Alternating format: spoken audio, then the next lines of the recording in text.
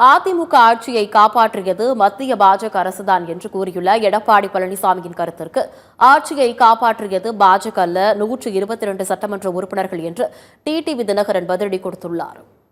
எப்பொழுது சொல்லுகின்றேன், இதுவரை கடந்த காலத்திலும் சரி, அனைத்து இந்திய அண்ணா திராவிட முன்னேற்ற கழக ஆட்சி செய்கின்ற பொழுதும் சரி, இப்பொழுதும் சரி, மத்தியிலே இருக்கின்றவர்கள் யாரும் நமக்கு எந்த அச்சுறுத்தலும் கொடுக்கலை.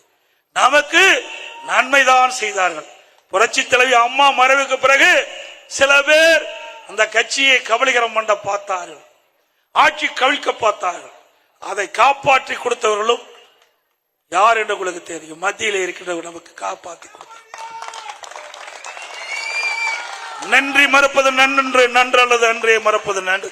பல ஆண்டுக்கு முன்னாவே 26 ஆண்டுகளுக்கு முன்னே வள்ளுவன் ஐயன் வள்ளுவன் சொல்லிவிட்டு போயிருக்கார். அப்படி நன்றியோடு நாங்க இருக்கிறோம்.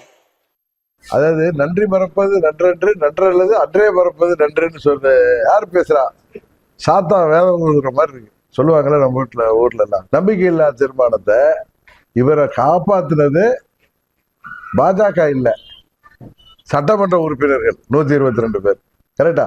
அந்த கூவத்தூர்ல எங்க சித்தி டெல்லிக்கு போறதுக்கு, பெங்களூருக்கு போறதுக்கு முன்னாடி அவரை தேர்ந்தெடுக்கணும்னு முடிவு பண்ணப்ப என்கிட்ட சொன்னார். திருப்பி சொல்றேன், முன்னாடியே நான் தான் சிஎம் கேண்டிடேட்னு சொல்லிடாதீங்க, நிறைய பேர் கையெழுத்து போட மாட்டாங்க, அதனால கையெழுத்துலாம் வாங்கிட்டே பேராதீங்கன்னு சொன்னது பழனிசாமி. இதை நான் முன்னையே சொல்லியிருக்கேன். அப்ப அந்த வாக்கெடுப்பில் அவரை காப்பாற்றிய 122 சட்டமன்ற உறுப்பினர் பன்னீர்செல்வமும் 11 சட்டமன்ற உறுப்பினர்களும் எதிராக திமுகவை சேர்ந்து வாக்களித்த பொழுது 122 சட்டமன்ற உறுப்பினர்கள்ல 18 பேர் தான் திருப்பி போய் மனு கொடுத்தாங்க.